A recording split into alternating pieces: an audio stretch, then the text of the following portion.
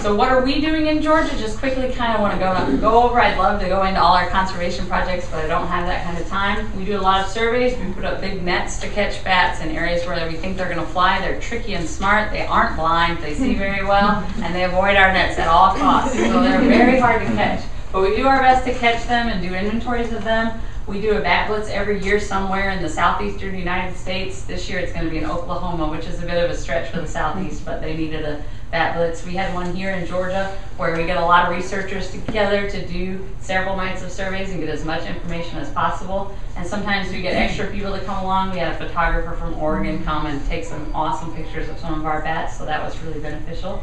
I also have an Anabat route project. This is an old picture. We don't have a little Tupperware container on top of the vehicle anymore, but we have a microphone mounted on top of a vehicle where we drive and record the echolocation calls of bats. I have routes all across the state, and we're collecting that data and trying to do some analysis. It's not as easy as you put it in the computer and it spits out a list of bats. It is doing that right now, but it's incorrect. So there's a lot of people working on it to try to figure out how we can quickly get information. This is critical in places like New York where you can't catch bats anymore because most of them are dead.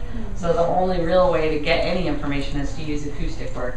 But I have volunteers running routes, and look for press releases if you guys aren't on the DNR listservs. We do a lot of press releases about volunteer projects and things if you want to get involved. I will be filling some routes that people didn't take. Unfortunately, I don't have a lot around Atlanta because you can't drive a vehicle very slowly around Atlanta, which is what you have to do, and straight, which just doesn't really work here. But I'm trying to add more routes as I get more time.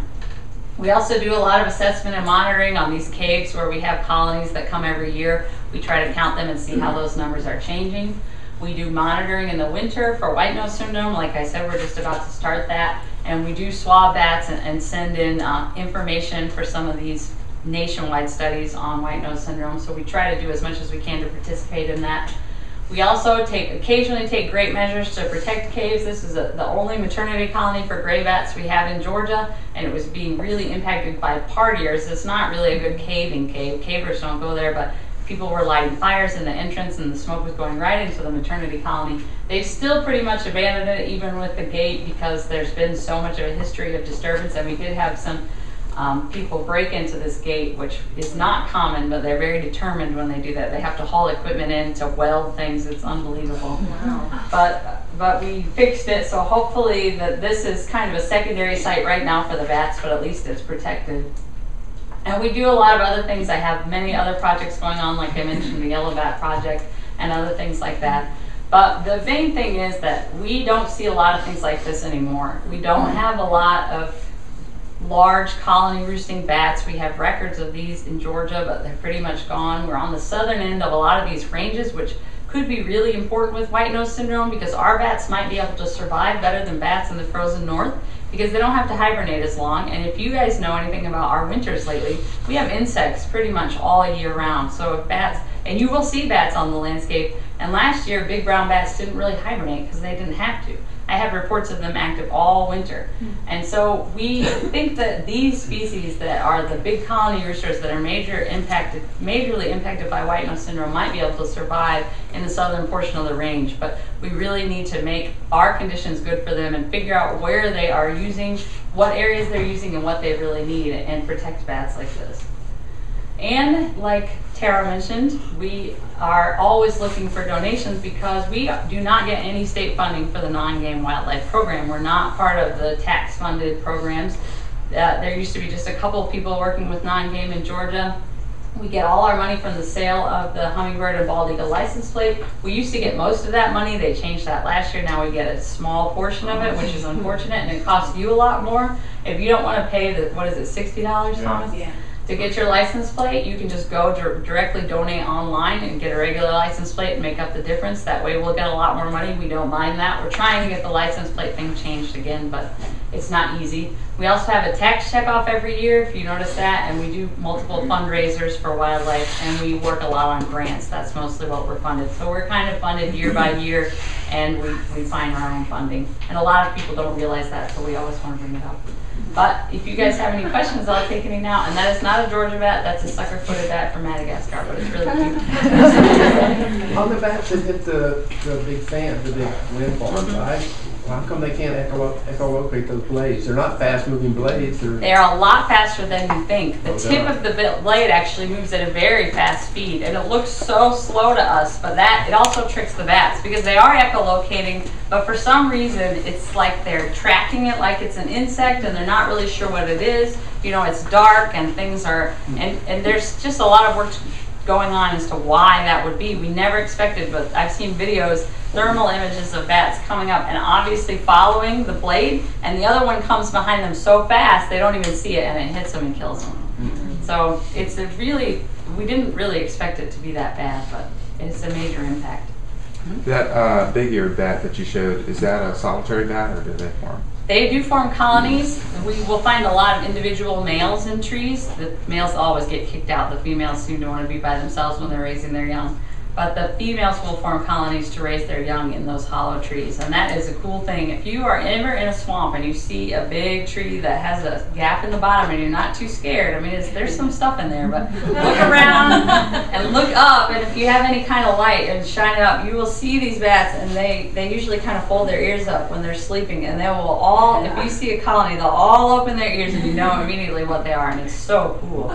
But the females will switch around. It is really The females will switch around roosts a lot because they do have a large amount of bats with, you know, the smell. It'll attract more predators and things, so they kind of have to move those colonies.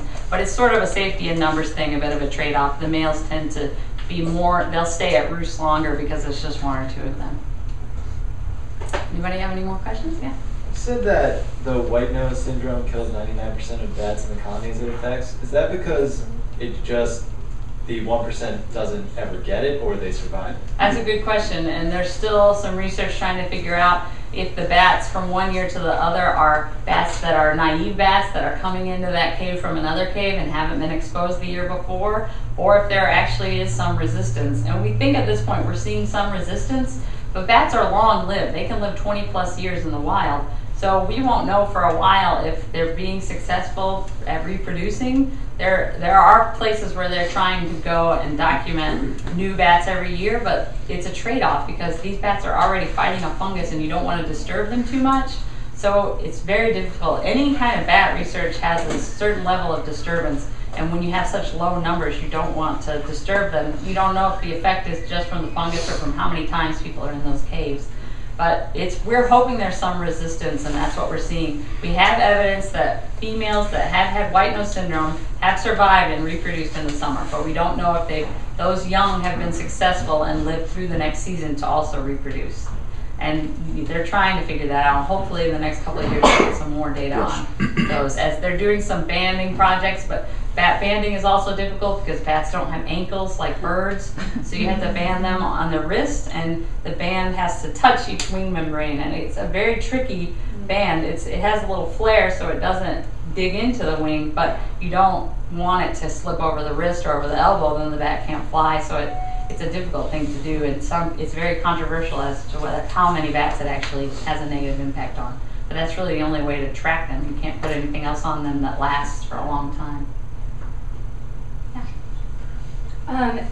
Is the fungus persistent in the environment? Do you have a problem with it reoccurring in the vernacular? Yeah, if you go into a site that's had white nose syndrome at any time, or even one where you haven't detected it on the bats, and test the soil and the cave walls, you can pull a fungus off and grow it in the lab. So it seems to stay in those caves even after all the bats are dead. Yeah. Have they come up with any treatments? There's a lot of research, and the most recent one, we have a symposium every year for all the state biologists and researchers working on this, where we learn about everything that's happened in the last year. The one last June it was beneficial, but there wasn't a lot of great news that any of the trials for anything that would prevent the fungus from growing has worked. There's a new trial that seems to be working right now where they're injecting kind of a little, almost like a pit tag with fungicide in it in bats to help them survive. And it seems to be working, but it can't be implemented on any large scale. So something like that would be something you would do in certain sites to a specific number of bats to try to keep a part of that population alive. But there's really no way to protect those bats in a large number with that kind of handling, having to put these implants into bats. And there are a lot of other things that have been tried, spraying fungicide on bats as they're entering or exiting caves. The problem is there's a lot of different fungal spores in caves. There's a lot of fungus that's native and very important, and the whole cave system can break down if you start spraying fungicide in places. So it's not really something you can implement on a large scale. Just to protect the bats, you would probably do more harm than you would good. And then the fungus, as you guys know, if we get fungus, it's really hard to get rid of. It's one of the worst things to fight like that, so it's not going to be easy. But there is a lot of research going on, so hopefully we'll find some answers that might be helpful. And there is rehabilitation guides for rehabilitating bats with white nose syndrome. They've gone through a couple different versions of that. So there are people, if you bring a bat in and warm it up, it will groom off the fungus and it will survive. So if they can get through hibernation, they can, and their skin will grow back, as if it's not too far gone, they will grow, they'll close the holes in their wings. They can fly with portions of their wings missing.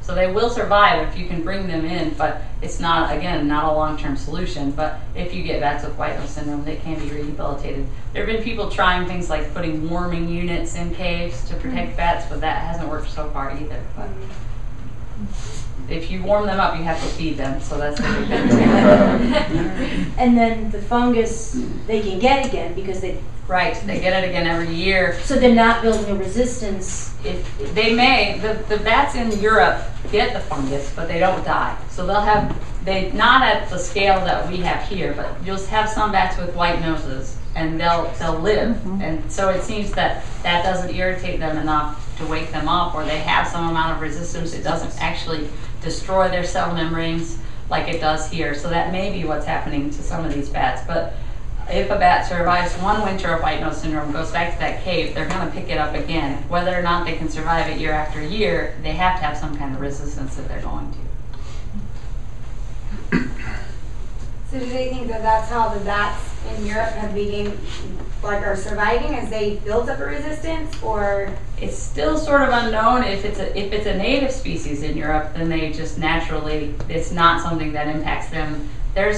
Fungus will grow all over the place, so sometimes it's just growing and it doesn't do any harm, and other times it is very harmful.